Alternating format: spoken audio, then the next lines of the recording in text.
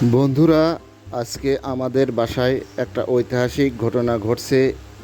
এই যে আমাদের ছোট্ট সোনামণি রাফিয়া ইসলাম তাজবিনা, যার মুখে এখনো একটা দাঁত গজায়নি, সে আজকে তার জীবনের প্রথম শক্ত খাবার টোস্ট বিস্কুট খাওয়ার মিশন হাতে নিয়েছে।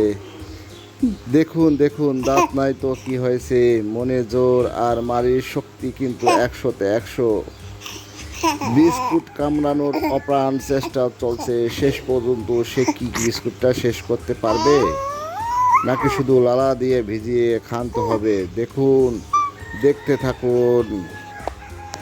বাচ্চাদের বড় হয়ে ওঠার প্রতিটা ছোট ছোট ধাপ দেখতে কতটা ভালো লাগে, তাই না? এই যেমন আমাদের বাবুর মুখে এখনো দাঁত ওঠেনি, কিন্তু তার কৌতূহল আর চেষ্টার কোনো কমতি নেই। আজকে সে প্রথমবার টোস্ট বিস্কুট খাচ্ছে। শক্ত বিস্কুট মারি দিয়ে চিবানোর এই মিষ্টি চেষ্টাটাই বলে দেয় সে আস্তে আস্তে কতটা বড় হয়ে উঠেছে। এই নিষ্পাপ মুহূর্তগুলো জীবনের সবচেয়ে বড় আনন্দ। সবাই আমাদের বাবুর জন্য দোয়া করবেন।